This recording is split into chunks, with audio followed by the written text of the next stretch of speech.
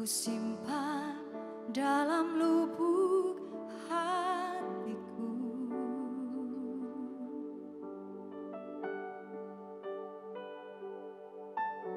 Lewati setiap masalah, tiap tetes air mata dalam hidupku.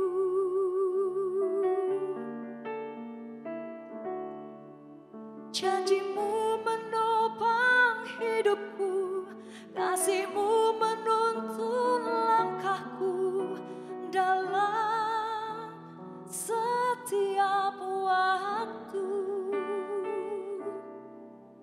Penolongku yang aku percaya.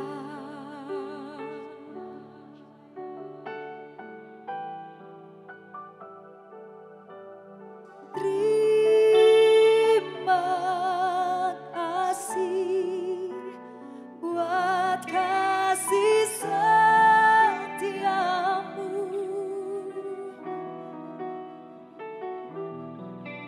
Penyertaanmu sempurna, kasihmu tak pernah terlambat menolongku.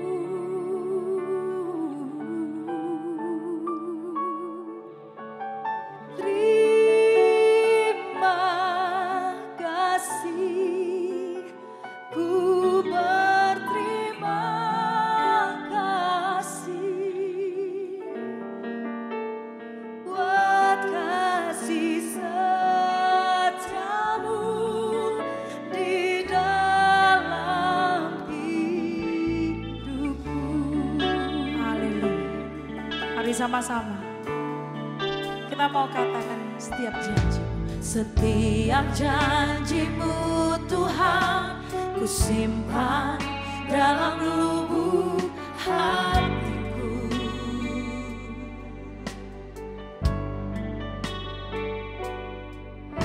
Lewati setiap masalah, setiap tetes air mata dalam hidupku.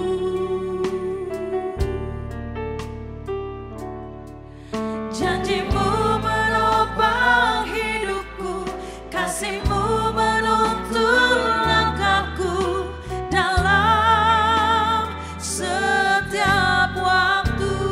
Katakan penolongku. Penolongku yang aku percaya. Mari karena setiap kebaikan Tuhan, naikkan ucapan syukurmu, katakan Terima kasih buat kasih setiamu. penyertaanmu Tuhan. Penyertaanmu sempurna, janjimu tak pernah terlambat menolongku. Oh, terima kasih Tuhan. Terima kasih, Katakan ku berterima kasih. ku berterima kasih buat kasih setiamu di dalam hidupku.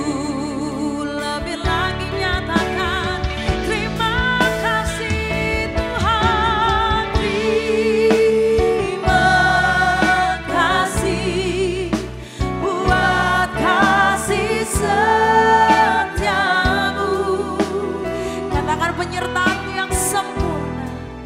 Penyertaanmu Amin. sempurna, janjimu tak pernah terlambat menolongku. Kami berterima kasih Tuhan. Terima kasih, ku berterima kasih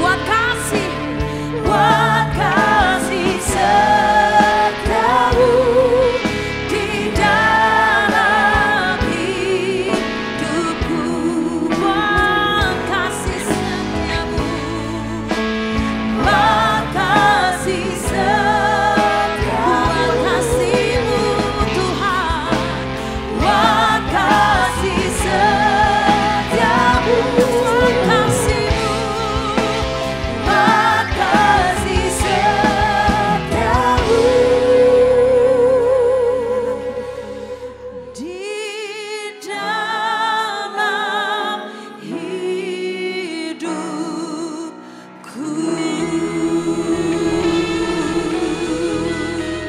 kasih Tuhan, terima kasih buat kasih setiamu yang tidak pernah habis-habisnya dalam hidup kami Tuhan. Terima kasih untuk pengorbananmu Tuhan yang kau berikan kepada setiap kami anak-anakmu di tempat ini. Bapa, layakkan kami selalu di hadapanmu Tuhan. Tegur kami Tuhan, bimbing kami Tuhan melalui firman-firmanmu Tuhan. Sehingga kami boleh menjadi pribadi yang layak di hadapanmu ya Bapa. Kami menjadi pribadi yang tidak hanya mau menerima kasih-Mu Tuhan. Bukan pribadi yang hanya mau menerima mujizat daripada Engkau Tuhan. Namun kami menjadi orang-orang yang bisa membuat mujizat bagi orang-orang di sekitar kami Tuhan. Terima kasih ya Bapak, terima kasih. Kami sudah selesai memuji dan menyembah nama-Mu Tuhan. Tiba saatnya kami sebentar lagi mau mendengar firman-Mu ya Bapa. Kau berkati setiap kami Tuhan, Kau berkati tempat ini ya Bapa. Kau berkati hati-hati yang haus dan lapar akan kebenaran firman-Mu. Sehingga kami boleh mengerti, memahami dan melakukan firman itu dalam kehidupan sehari-hari. Kau berkati Tuhan hamba-Mu yang akan menyampaikan firman-Mu. Biar apa yang keluar dari mulut hamba-Mu merupakan isi hati-Mu ya Bapa. Terima kasih Bapa, kami mau simpan, kita mau taruh setiap masalah, setiap pikiran yang mengganggu pikiran kami Tuhan. Dan kami mau fokus 45 menit ke depan untuk bisa mengerti firman-Mu. Dalam nama Tuhan Yesus kami berdoa dan mengucap syukur. Puji Tuhan, amin. Beri kemuliaan buat Tuhan. Ya, shalom. Kita akan sebelum duduk, boleh bangkit kembali. Kita akan membaca sama-sama salah satu pilar daripada gereja Blessing in the Spirit, yaitu Mega Project. Dan hari ini kita akan sama-sama belajar dan sama-sama mau mengingat Mega Project hari Sabtu. Sama-sama kita mau katakan yang pertama taat, kasih, berkorban, bijaksana. Sekali lagi taat, kasih, berkorban, bijaksana. Beri kemuliaan buat Tuhan. Shalom saudara, perkenalkan saya Tasya. Saya adalah salah satu evangelis yang ada di gereja Blessing in the Spirit. Kalau kita lihat bahwa gereja ini mungkin baru beberapa bulan juga ada di IDD, di PIK 2. Ini karena visi daripada Tuhan sendiri ya, bukan karena keinginan daripada hamba Tuhan atau keinginan daripada para pengerja. Jadi kita mau sama-sama mengerti dan menjalankan, belajar mau taat. Walaupun kalau dilihat juga mungkin pengerjanya yang ada juga jauh-jauh rumahnya gitu kan. Tapi saya percaya ketika kita rindu melayani Tuhan, jarak itu tidak ada artinya. Benar ya, kayak orangnya LDR. Ada yang pernah LDR di sini? Kalau LDR itu kan karena rasa cinta. Ya, kebetulan saya juga LDR sama pasangan saya itu 4,5 tahun waktu itu. Tapi karena ada rasa cinta, rasa sayang. Sama saya kayak kita kalau rindu untuk datang ke hadirat Tuhan. Walaupun jarak jauh itu, halangan rantangan itu tidak ada yang bisa membentangi itu semua. Amin. Itu pula dengan kita Bapak Ibu. Saya percaya hari-hari ini, dunia ini kesibukan itu semakin ada ya. Ada yang mungkin harusnya hari ini ada janji badminton. Atau hari ini mungkin ada yang harusnya janji treatment ke salon dan sebagainya. Tapi kita mau meluangkan waktu untuk mendengar firman Tuhan. Daripada itu kita mau tepuk tangan dulu buat semua yang mau setia datang kepada Tuhan. Oke, pada hari ini kita akan bahas tentang validasi iman. Validasi iman ya. Saya percaya setiap kita di dunia, karena kita masih hidup di dunia, kita perlu yang namanya validasi dunia. Jadi dalam hidup ini ada validasi dunia dan saya mau ingatkan ada validasi iman. Oke, validasi dunia apa? Coba di next slide-nya kita bisa lihat. Validasi dunia itu ada validasi diri, validasi sosial. Kalau validasi diri itu banyak orang sekarang ya yang terus mencari apa? Validasi itu artinya pengakuan ya. Pengakuan orang mengakui kita. Kayak sekarang kan, wah awet muda gitu ya. Awet muda, makanya pakai baju juga sekarang kan yang anak-anak Gen Z punya style gitu kan. Ada lagi validasi diri itu terlihat apa? Nggak zaman dulu, nggak kuno gitu. Itu artinya validasi diri. Makanya sekarang kalau saya mau katakan yang paling cuan, ya bukan bicara tentang ekonomi, tapi kalau kita perhatikan paling cuan itu sekarang orang yang bisnis skincare, ya. Sama apa? Treatment. Mungkin saya melihat tadi ada dokter kecantikan di sini. Itu adalah kenapa sekarang yang bisnis-bisnis seperti itu cuan, karena sekarang itu orang banyak berbondong-bondong untuk apa? Mau treatment dirinya, mau terlihat lebih muda, mau terlihat itu semaksimal mungkin. Gak salah ya, saya gak bilang itu salah, boleh. Terus validasi sosial saudara, kita mau terlihat apa? Diakui orang punya status sosialnya yang baik. Ya, dengan apa? Mungkin dengan berpakaian yang ada branded-brandednya gitu kan. Apa brandednya bisa Abdra gitu ya. Enggak ya. Saya enggak mau bahas brand, tapi di sini kita semua itu secara enggak sadar di dunia ini mengikuti ya alur dunia. Dengan apa? Mencari validasi-validasi dalam hidup ini. Ya, tapi kita boleh melakukannya, tapi ingat saudara, semua ada batasannya. Semua ada batasannya. Karena kalau kita terus mencari validasi dunia, gak akan ada habisnya saudara. Yang ada kita terlalu berambisi. Tapi ketika ambisi itu kita tidak puaskan, saya mau katakan kita bisa menjadi orang-orang yang, stres. Ya, orang-orang yang depresi. Kenapa? Itu benar ya Bapak Ibu. Kalau misalnya sekarang kita lihat influencer gitu ya. Kalau misalnya influencer kan udah terbiasa, orang mungkin terkenal gitu, orang mengenali dia, orang memuji-muji dia karena pasti yang dilihat adalah sisi yang positifnya. Tapi ketika influencer ada masalah, tidak sedikit yang mudah, kayak ya mengakhiri hidupnya. Karena apa? Karena yang dia cari adalah ambisi. Ambisi dia yang tidak terpenuhi sehingga akhirnya dia kecewa kepada diri dia sendiri. Sampai akhirnya dia lupa bahwa value daripada kita itu kita punya. Tuhan menciptakan kita itu bukan asal-asalan. Ya, Tuhan menciptakan kita pasti punya tujuannya. Maka daripada itu jangan sampai kita merasa bahwa kalau misalnya keinginan kita tidak tercapai, berarti hidup kita tuh udah berakhir. Itu salah. Tapi mari makanya daripada itu kita sama-sama belajar firman Tuhan biar kita tahu apa yang Tuhan mau dalam hidup kita. Value apa yang Tuhan mau berikan di dalam hidup kita. Ya, maka daripada itu jangan sampai kita lupa ada validasi iman. Validasi iman itu berbicara tentang validasi iman yang dilihat manusia. Mungkin seperti pelayanan ya, orang-orang yang pelayanan itu kan terlihat oleh manusia bahwa wah emang sungguh cinta akan Tuhan. Mungkin yang misi, menjalankan misi, berarti orang-orang melihat bahwa oh ini orangnya sudah ya ada kebaikan yang bisa ditonjolkan. Tapi jangan kita lupa Bapak Ibu, validasi iman itu harus diakui oleh Tuhan. Ya, saya mau katakan sekali lagi, jangan kita lupa dan jangan kita terlalu sibuk mencari validasi dunia. Tapi kita harus ingat bahwa kita harus mendapatkan validasi iman dari Tuhan itu sendiri. Pengakuan iman kita itu benar di hadapan Tuhan. Karena ingat di firman Tuhan, Tuhan pernah didatangi oleh seorang dikatakan, Tuhan aku sudah melakukan banyak mujizat dalam nama Tuhan. Aku sudah menyembuhkan orang dalam nama Tuhan. Benar gak itu? Benar. Validasi iman di hadapan manusia sudah didapat. Tapi ironisnya Tuhan katakan, enyala engkau hai pembuat kejahatan. Tuhan katakan Tuhan tidak mengenal orang itu. Walaupun sudah melakukan banyak hal yang kelihatannya dalam tanda kutip baik di mata manusia. Tapi pada akhirnya Tuhan katakan, enyala engkau hai pembuat kejahatan. Aku tidak mengenal engkau. Maka daripada itu kita diingatkan kembali, jangan sampai kita merasa bahwa kita udah Kristen, kita udah percaya Tuhan, kita sudah mungkin melakukan banyak hal untuk Tuhan, untuk pelayanan Tuhan dan sebagainya. Tapi Tuhan mau ingatkan, Tuhan itu gak mau yang terlihat oleh manusia. Tuhan lebih lagi mau melihat hati kita. Maka daripada itu kita akan bahas di Matius, boleh dibukakan dulu ayatnya. Ayatnya panjang tapi akan saya bacakan secara singkat saja. Jadi saat itu saudara ada seorang perwira yang datang menghadap Tuhan, datang kepada Tuhan. Ya, kita mau belajar bagaimana kita bisa mendapatkan validasi iman di hadapan Tuhan. Ya, jadi di Matius 8 ayat 5 saya bacakan, ketika Yesus masuk ke Kapernaum, datanglah seorang perwira mendapatkan dia dan memohon kepadanya. Berikutnya, Tuan, hambaku terbaring di rumah karena sakit lumpuh. Dan ia sangat menderita. Jadi ada hambanya sakit. Ya, berikutnya. Ayat berikutnya yang ke-8.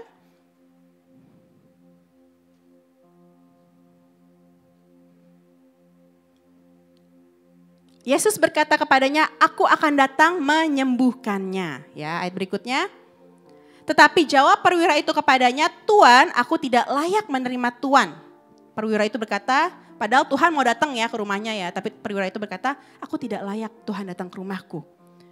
Katakan saja sepatah kata maka hambaku itu akan sembuh. Berikutnya. Sebab aku sendiri seorang bawahan dan di bawahku ada pula prajurit. Jika aku berkata kepada salah seorang prajurit itu pergi, maka ia pergi. Dan kepada seorang lagi datang, maka ia datang. Ataupun kepada hambaku, kerjakanlah ini, maka ia mengerjakannya. Jadi Tuhan bilang mau datang ke rumahnya. Tapi perwira itu bilang, gak usah Tuhan, aku tidak layak kau datang ke rumahku. Perwiranya bilang, Tuhan bicara saja, hambaku itu sembuh, maka dia pasti akan sembuh. Itu iman daripada perwira itu. Ayat yang ke-10. Sesudah Yesus mendengar hal itu, heranlah ia. Ya, heranlah Tuhan dan berkata kepada mereka yang mengikutinya, aku berkata kepadamu sesungguhnya iman sebesar ini tidak pernah aku jumpai pada seorang pun di antara orang Israel. Berikutnya. Aku berkata kepadamu banyak orang akan datang dari timur dan barat dan duduk makan bersama-sama dengan Abraham, Ishak dan Yakub di dalam kerajaan surga. Sedangkan anak-anak kerajaan itu akan dicampakkan ke dalam kegelapan yang paling gelap. Di sanalah akan terdapat ratap dan kertak gigi. Oke, puji Tuhan. Kita sudah belajar tadi baca firman-Nya, jadi ada seorang perwira datang, hambanya yang sakit saudara. Hambanya sakit, Tuhan padahal mau datang ke rumahnya, dia bilang jangan Tuhan, aku gak layak. Dia punya iman itu sangat besar saudara. Sehingga apa? Saya mau katakan di sini, berikutnya aja. Apa-apa. Nah di sini di Matius 8 ayat 5 sampai ke-13, Yesus menyembuhkan seorang hamba perwira itu, tapi yang harus kita bikin. Jadi validasi iman itu kita buat ketika apa? Tuhan Yesus heran terhadap iman kita. Yang harus kita miliki adalah itu saudara. Tuhan berkata heranlah Tuhan, heranlah ia. Kenapa heran? Karena iman yang dimiliki oleh seorang perwira ini sangat murni di hadapan Tuhan. Iman yang dimiliki oleh seorang perwira ini sangat besar di hadapan Tuhan. Kenapa? Kita akan belajar sama-sama terhadap perwira ini ya. Yang pertama kita mau belajar bagaimana kita bisa mendapat validasi iman di hadapan Tuhan. Yaitu, next slide. Ya, hormat kepada Tuhan. Yang pertama hormat kepada Tuhan. Yang kedua rendah hati. Yang ketiga percaya. Dan yang keempat itu ada empati. Oke, kita akan belajar sama-sama. Jadi saya minta waktunya 2 jam ke depan. Enggak ya bercanda, saya hanya 30 menit lagi. Jadi kita fokus ke depan, kita akan belajar bagaimana kita hormat, rendah hati, percaya, dan ada empati. Poin yang pertama, hormat kepada Tuhan. Saudara kalau dipikir-pikir saudara dari cerita tadi, seorang perwira itu secara dunia dia punya validasi ya. Validasi apa? Dia punya pekerjaan yang baik. Dia punya pekerjaan yang jelas. Dan maka seorang perwira itu biasa dihormati juga oleh rakyat biasa. Perwira, berarti ada jabatan, benar ya. Tapi hebatnya dia, perwira ini datang sendiri kepada Tuhan. Padahal tadi di ayat itu dikatakan dia punya bawahan. Sebenarnya dia bisa aja nyuruh bawahannya, benar ya. Dia bisa aja nyuruh bawahannya, datanglah tuh ada Tuhan Yesus tuh baru datang di Kapernaum, gampangnya gitu. Kamu suruh Tuhan Yesus doain hamba kita yang lagi sakit. Sepertinya bisa ya, seperti itu gampang banget. Tapi enggak, dia menghormati Tuhan saudara. Mari daripada itu kita juga diingatkan. Hormatlah kepada Tuhan. Bagaimana kita bisa hormat kepada Tuhan? Salah satunya tetap datang beribadah. Ya, mungkin sekarang kita bisa merasa bahwa ya udahlah nggak usah datang ke ibadah, hemat waktu, hemat biaya, hemat tenaga gitu. Online aja kan bisa. Tapi bukan itu ya Bapak Ibu. Tuhan itu mau melihat usaha kita. Usaha kita. Kemarin juga kita lagi ngobrol-ngobrol sama anak-anak muda gitu ya. Dia ada pertanyaan dari temannya, kenapa sih orang Kristen harus ke gereja setiap hari Minggu? Ya yang pertama karena gereja bukannya hari Minggu gitu kan ya. Kalau hari Senin datang, Selasa datang ya gak ada, tutup soalnya gerejanya. Tapi lebih daripada itu kita mau coba gambarkan saudara. Kalau saudara lagi pacaran, ya enakan cuma ditelepon atau apelin, datang langsung gitu, ketemu langsung. Pasti kan enakan ketemu langsung ya. Enakan ketemu langsung, kalau misalnya secara online aja ya kayaknya bisa hambar gitu. Sama dengan hubungan kita dengan Tuhan. Kenapa kita harus datang ke gereja? Karena kita mau datang ke hadirat Tuhan. Kita mau hormati Tuhan. Kita mau respect kepada Tuhan. Dengan apa? Kita hadir dalam Tuhan secara fisik. Seperti perwira ini. Dia datang kepada Tuhan sendiri. Dia gak ngutus-ngutus orang. Jangan sampai juga gini Bapak Ibu. Udahlah suami saya aja yang ke gereja, saya di rumah. Kan saya harus nyapu, ngepel gitu-gitu ya. Itu hanya pembenaran. kita mau tahu bagaimana kebenaran di hadapan Tuhan, di 1 Samuel 12 ayat yang 14. Asal saja kamu takut akan Tuhan, beribadah kepadanya, beribadah kepada Tuhan. Makanya kita katakan hari Minggu itu adalah ibadah kepada Tuhan. Ya, dikatakan di sini, asal saja kamu takut akan Tuhan, beribadah kepadanya, mendengarkan firman-Nya. Ya, bukan berarti kita hanya puji-pujian aja nanti firman keluar, itu malah kebalik ya. Harus mendengar firman dan tidak menentang titah Tuhan. Dan baik kamu maupun raja yang akan memerintah kamu itu mengikuti Tuhan Allahmu. Jadi daripada itu Tuhan katakan bagaimana kita hormat kepada Tuhan. Kita harus setia datang beribadah. Amin. Berikutnya bagaimana kita hormat kepada Tuhan. Salah satu cara kita hormat kepada Tuhan juga dengan menjaga tubuh kita. Karena dikatakan tubuh kita adalah bait Allah. Bait Allah itu rumah Tuhan. Jadi jangan sampai merasa bahwa ini tubuh kita bisa semena-mena. Itu gak boleh. Kita harus menghargai Tuhan dengan apa? Tuhan itu tinggal di dalam hati kita, saudara. Tuhan itu ada dalam hati kita. Kalau misalnya kita mau didiami oleh orang yang ada ternama gitu, misalnya presiden mau datang ke rumah kita, saya percaya rumah itu harus apa? Harus bersih, benar ya? Bersih itu nomor 1, harus rapi.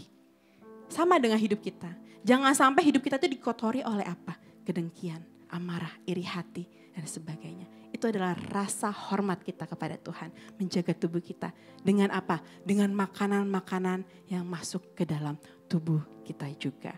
Menjaga diri kita, menjaga tubuh kita dengan olahraga, jalan. Jangan cuman apa itu biasa jajanan kita cimol gitu ya, pentol kayak gitu kan. Bolehlah sekali-kali tapi jangan sering-sering. Karena sebenarnya itu bisa ya masuk ke badan kita juga tidak terlalu baik. Oke? Kita gak belajar kesehatan karena saya bukan dokter, kita akan belajar tentang iman kembali lagi. Jadi ingat kita harus menghormati Tuhan. Oke? Yang berikutnya setelah hormat akan Tuhan, perwira ini mengajarkan kepada kita untuk rendah hati. Ya. Tetapi jawab perwira itu kepadanya, Tuan, aku tidak layak di hadapan menerima Tuan di dalam rumah. Katakan saja sepatah kata, maka hambaku itu akan sembuh. Ini adalah orang yang rendah hati, saudara. Validasi dunia dia sudah terima, jabatan juga bukan yang biasa-biasa saja. Tapi dia mau datang kepada Tuhan, dia mohon kepada Tuhan. Supaya apa? Supaya hambanya itu bisa sembuh. Dan dia merasa tidak layak di hadapan Tuhan. Karena saya percaya kita itu harus menjadi seperti perwira itu. Kita harus merasa tidak layak di hadapan Tuhan. Maka daripada itu kita mencari Tuhan. Kita mohon ampun terus kepada Tuhan.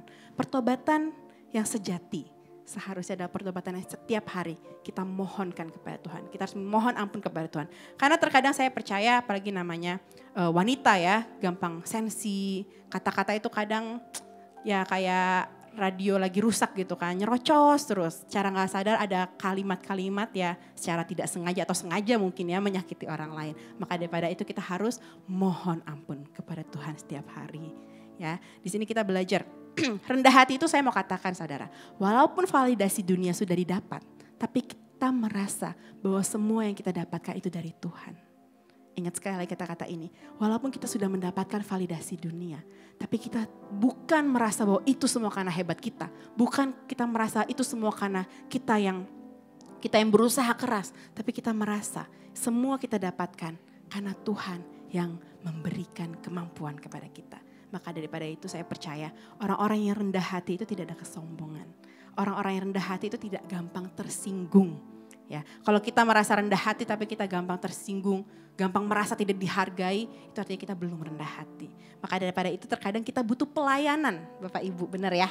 Di pelayanan itu kadang kita saling gesekan, saling ya ada namanya besi menajamkan besi, manusia menajamkan sesamanya. Artinya apa? Di dalam pelayanan itu kita mengikis. Ya, kadang orang ngerasa ngapain sih pelayanan yang ada tambah masalah, itu salah. Yang ada kita belajar bagaimana kita mengasah ego kita, mengasah karakter kita. Sehingga apa? Karakter Kristus itu ada di dalam hati kita. Makanya orang-orang yang setia di tempat ini yang melayani, saya percaya hidupnya makin hari pasti makin diubahkan secara karakternya. Amin. Puji Tuhan. Rendah hati ya. Kita akan baca Di Matius 2, 3 ayat 12. Dan barang siapa meninggikan diri, ia akan direndahkan. Dan barang siapa merendahkan diri, ia akan ditinggikan. Ini firman Tuhan sendiri yang bicara, saudara.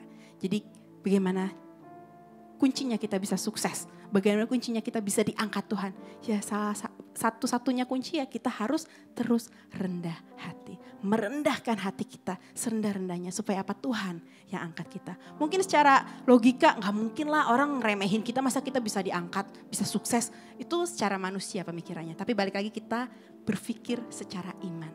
Berpikir secara rohani kita. Walaupun kita mungkin diremehkan, tidak dihargai dan sebagainya. Tapi ketika kita terus rajin, terus bekerja semaksimal mungkin, saya percaya satu saat nanti ada waktunya Tuhan akan mengangkat kita dan memberikan hasil daripada jerih payah kita. Daripada jangan berhenti untuk berjuang, Bapak Ibu.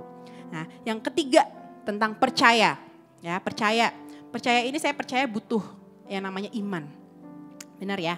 Iman, butuh iman. Tapi iman itu gak cukup ternyata, saudara. Kemarin saya juga baru memberikan firman di Ladies Devotion. Saya mengingatkan kepada para ladies itu jangan hanya, saya berikan tema itu makeover iman. Faith makeover ya. Bagaimana kita itu sebenarnya jangan cuma sibuk, kalau ladies itu kan biasa sibuknya makeover muka gitu ya. Hidungnya diganti-ganti sesuai zaman. Kadang apa tuh paruh burung gagak, ada lagi nanti zamannya burung beo atau burung apa lagi lah saya nggak ngerti. Pokoknya ganti-ganti gitu. Ada yang udah mancungnya bagus diganti lagi gitu kan. Tapi saya nggak ngomongin model hidung ya, karena ya Tuhan sudah memberikan hidung aja udah bersyukur ya Bapak Ibu ya. Mau modelnya kayak gimana saya percaya Tuhan gak akan salah untuk mendesain kita. Karena kita adalah karya Tuhan ya. Nah yang amin bapak-bapak ini berarti enggak ya. Berarti semua harus bersyukur dengan apa yang Tuhan sudah berikan. Tapi balik lagi iman itu harus di make over Bapak Ibu. Iman itu gimana cara make overnya? Kita harus tambahkan apa ayo. Di sini di firman Tuhan. Saya bacakan aja ya. Sebentar saya ada catat. Oke di 2 Petrus 1 ayat 5 sampai 7. Mungkin boleh ditampilkan firmannya. Di 2 Petrus 1 ayat 5 sampai 7. Jadi iman itu gak cukup. Jangan saudara merasa bahwa oh saya udah Kristen, saya udah percaya Tuhan. Udah that's it. Gak boleh. Karena sebenarnya dari iman itu harus banyak yang kita tambahkan. Oke di ayat yang ke-5. Kita baca sama-sama supaya kita bisa ingat jangan manja ya, jangan saya bacain terus semuanya. Oke, ayat yang ke-5 baca sama-sama 2, 3.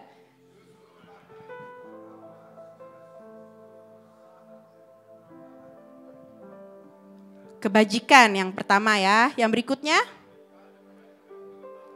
pengetahuan, yang berikutnya penguasaan diri, ketekunan, kesalehan. Ayat yang terakhir. Kasih akan saudara-saudara dan yang paling terakhir kasih akan semua orang. Saya akan review secara cepat saja. Ayat yang ke-5 boleh ditampilkan kembali. Jadi di sini berarti kita tahu ya, iman percaya kita kepada Tuhan, kekristenan kita kepada Tuhan bukan cukup sampai saya percaya Tuhan udah. Tapi ternyata iman itu seperti talenta. Ya, talenta itu kalau zaman dulu memang mata uang. Tapi zaman sekarang itu adalah mata iman saudara. Jadi kita tahu bahwa Tuhan udah kasih iman kepada kita. Kita harus upayakan itu. Jangan sampai talenta yang Tuhan berikan satu, at the end hanya satu saja. Tapi Tuhan mau talenta yang diberikan mungkin kita ada yang diberikan 1, 3 atau 5. Kita kembangkan itu. Dengan apa kita kembangkan? Dengan yang pertama kebajikan. Kebaikan ya. Kebajikan itu seperti kebaikan. Maka orang Kristen jangan cuma sampai orang Kristen tapi suka nipu. Suka bohongin orang. Suka ngerugiin orang. Tapi ditambahkan iman Kristen kita itu kepada kebaikan. Kebaikan itu adalah hal-hal yang tidak merugikan orang lain. Ya, jadi kita harus berpikir lebih lagi kalau kita mau bertindak supaya tidak merugikan orang. Dan yang kedua kepada kebajikan pengetahuan. Pengetahuan ini berbicara tentang firman Tuhan. Makanya saudara kalau zaman sekarang itu kita kan terlalu kepo dengan Instagram ya. Berita-berita dunia, TikTok dan sebagainya. Kepo-keponya kita itu bisa lebih lama daripada kita mendengar firman Tuhan. Maka daripada itu kita diingatkan, kepolah terhadap firman Tuhan saudara. Supaya apa? Supaya kita tuh gak salah dalam pengajaran. Kadang kita tuh merasa bahwa pendeta ini enak ya penyampaiannya lucu, banyak ini nggak ngebosenin. Tapi bukan itu yang sebenarnya kita cari dalam kekristenan kita. Karena apa? Kita harus lihat firman-Nya. Ya, firman-Nya itu benar apa tidak, sesuai apa tidak dari Alkitab. Maka daripada itu kita itu sebenarnya jangan merasa Kristen itu hanya mendengar firman hari Minggu doang. Tapi Senin sampai Sabtu harus kita terus mendengar firman Tuhan. Supaya kita tidak salah dalam melangkah. Ya, kepolah terhadap kebenaran akan firman Tuhan. Ya, berikutnya iman itu gak cukup, harus ada kebaikan, kebajikan, dan pengetahuan. Berikutnya ditambah lagi dengan penguasaan diri. Mega project ya. Mega project itu penguasaan diri. Apa aja isinya ya saudara hafalin saja nanti ya.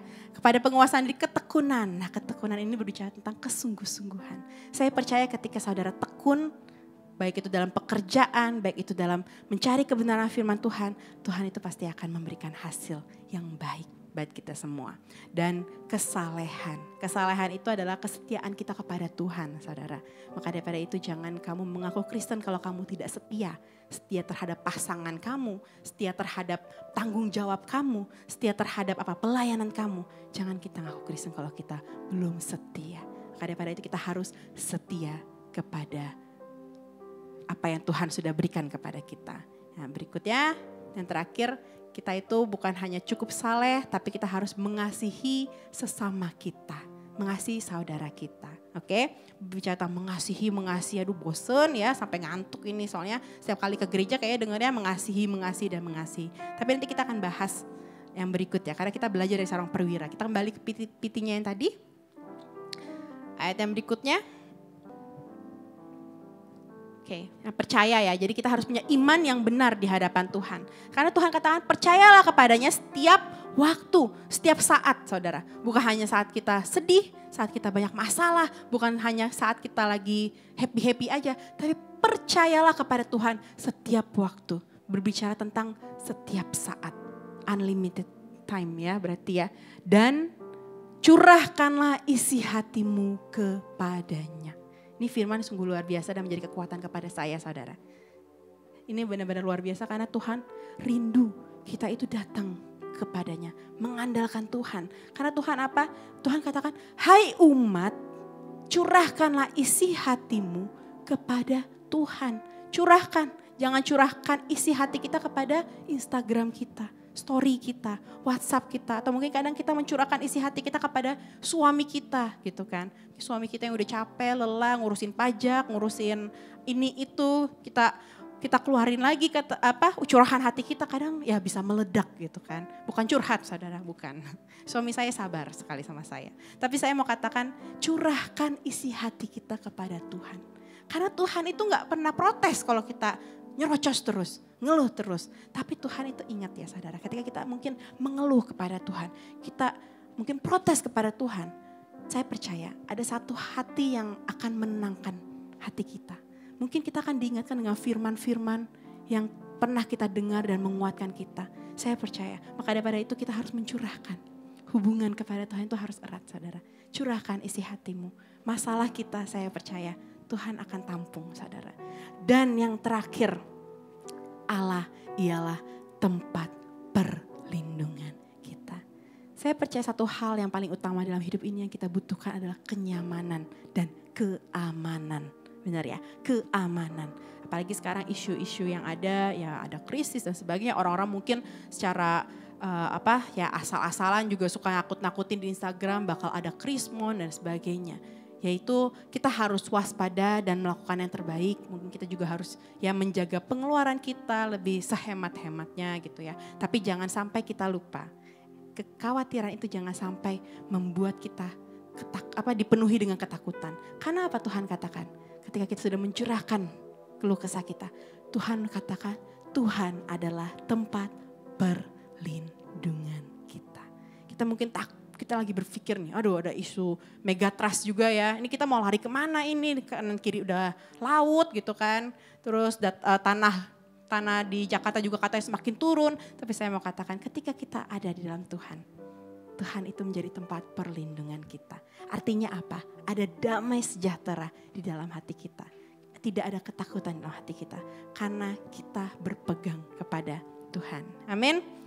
Mungkin boleh difoto ini ayatnya, ini sangat luar biasa dan mengingatkan kita. Karena apa? Tuhan mengingatkan kepada kita walaupun masalah itu akan ada. Walaupun setiap hari kelihatannya akan semakin susah. Tapi ketika kita mencari Tuhan terus, Tuhan akan menjadi tempat perlindungan yang paling aman di dalam hidup kita. Amin. Oke, berikutnya yang terakhir. Yang terakhir ya saudara. Yang terakhir tapi panjang. Ya, di sini kita belajar dari perwira itu. Tadi kita udah baca satu perikop ya.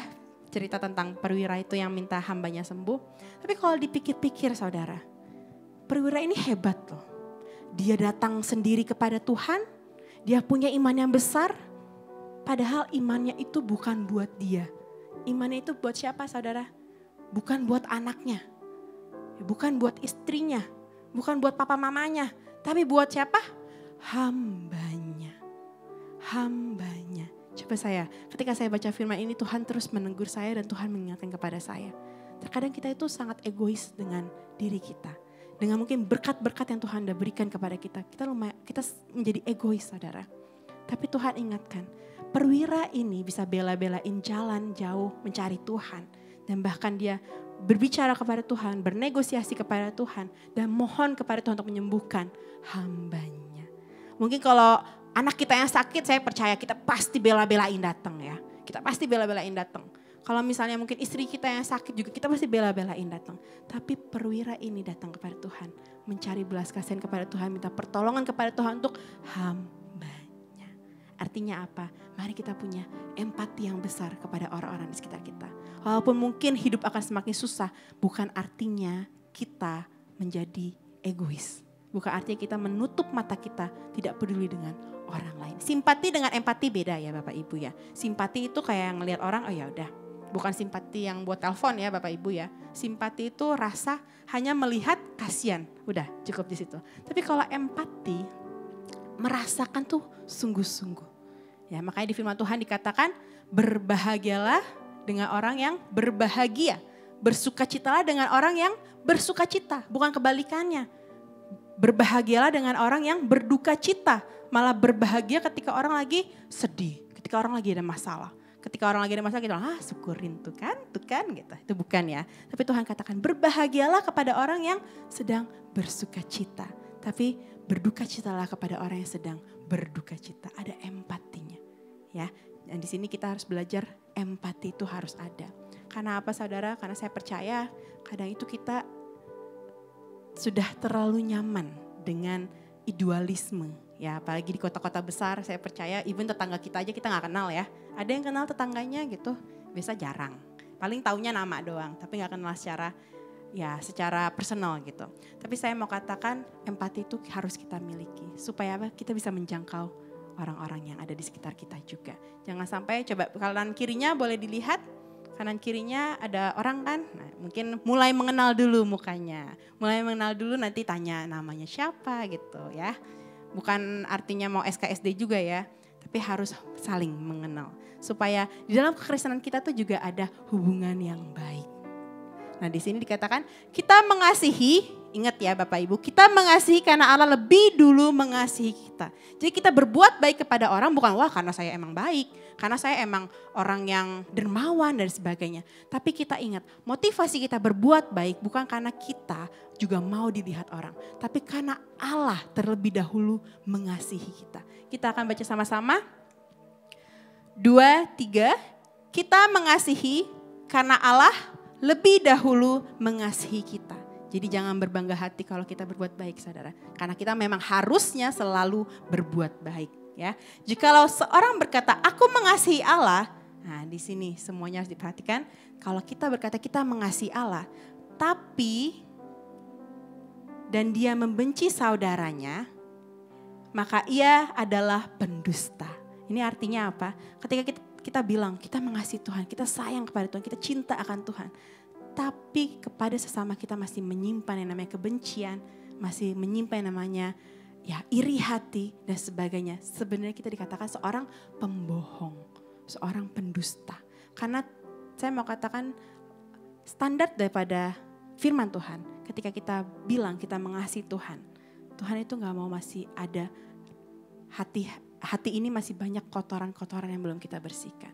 Maka daripada itu biasa kita bermasalah itu dengan siapa? Saudara kita. Benar ya? Orang yang sering kali ketemu dengan kita. Mungkin pasangan kita. Tapi di sini Tuhan mau kita membereskan itu semua. Kita mau Tuhan membereskan itu semua. Jangan sampai kita masih merasa ada yang masih kita merasa tersinggung, masih kita merasa tidak dihargai dan sebagainya. Tuhan mau kita datang kepada Tuhan dengan hati yang baik dan murni di hadapan Tuhan. Dan berikutnya dikatakan, maka ia adalah pendusta karena barang siapa tidak mengasihi saudaranya yang dilihatnya, manusia yang terlihat aja tidak dikasihi, Tuhan tuh katakan tidak mungkin mengasihi Allah. Tidak mungkin orang itu mengasihi Allah kalau tidak mengasihi saudaranya yang tidak dilihatnya. Jadi mari sama-sama kita mau diingatkan, milikilah validasi iman yang dilihat oleh Tuhan. Bukan cuma validasi iman yang dilihat oleh manusia. Karena tadi di 1 Samuel dikatakan manusia itu melihat apa yang dilihatnya. Ya, manusia itu melihat apa yang dilihatnya. Tapi ingat Tuhan melihat hati kita. Walaupun mungkin kelihatannya kita baik, senyum-senyum, tapi bencekno gitu kan. Kalau orang Surabaya bilang, itu Tuhan yang tahu saudara. Mungkin kita gak kelihatan, kita cuma senyum-senyum doang. Tapi Tuhan mau lihat hati kita. Walaupun kita disakiti, apa yang terpancar dari wajah kita adalah sesuai dengan isi hati kita. Mengasihilah sesama kita saudara. Karena dengan kita mengasihi saudara kita, saya percaya itu cara kita bagaimana bisa sungguh-sungguh mengasihi Tuhan. Benar ya? Puji Tuhan. Saya mau tutup dengan satu kesaksian. Ini kesaksian yang nyata dan salah satu gembala kita yang bercerita. Jadi saya mau katakan gereja ini memang rada unik ya. Kalau dari awal mungkin Bapak Ibu tidak mengenal, biasa itu pembicaranya dari hamba Tuhannya di sini itu juga ya 75%, 80% itu adalah businessman gitu ya. Orang-orang yang punya usahanya sendiri tapi mau dilatih dan mau belajar setia dalam pelayanan. Oke, satu ketika dia lagi kuliah di Australia.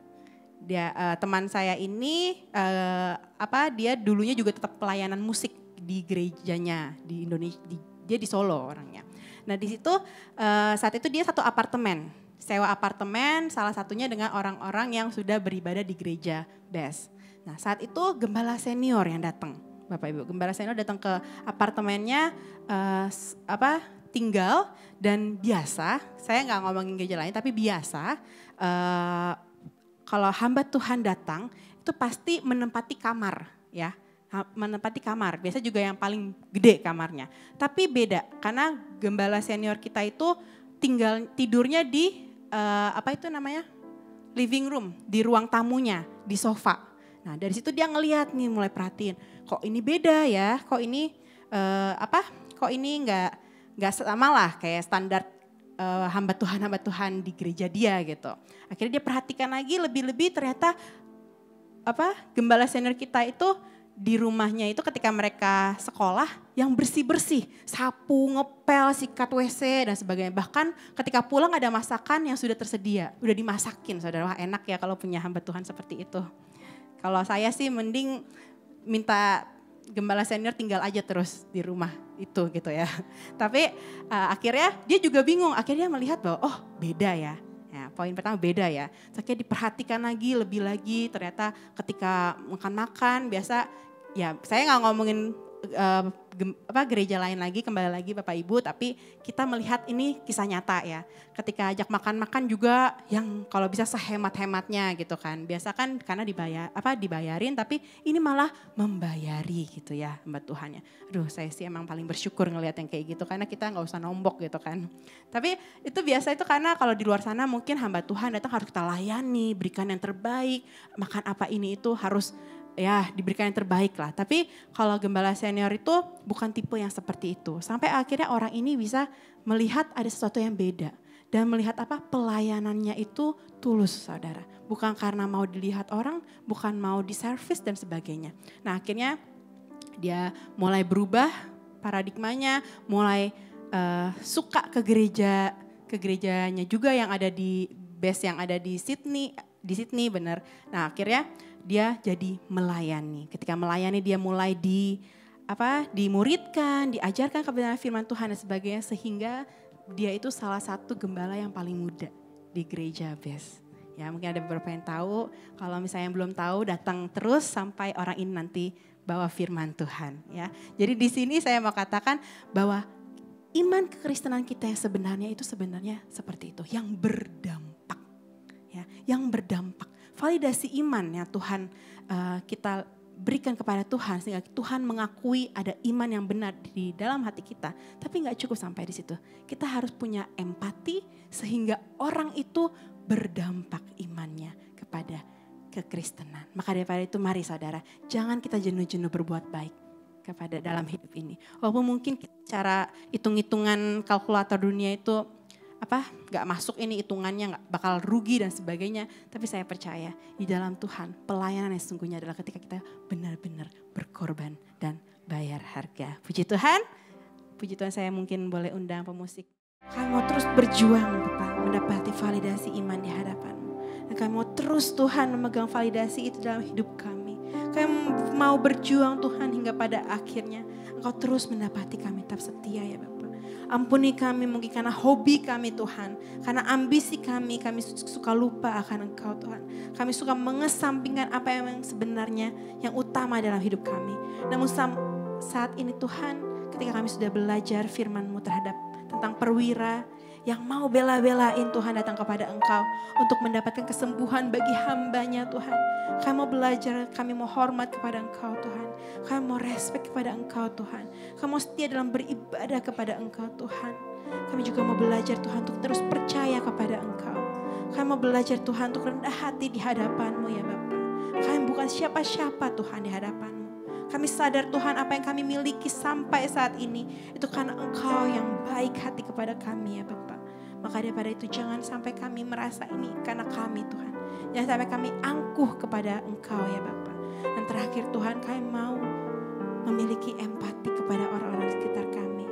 Seperti seorang perwira ini Tuhan. Datang kepada Engkau. Meminta penyembuhan Tuhan untuk seorang hamba-Nya.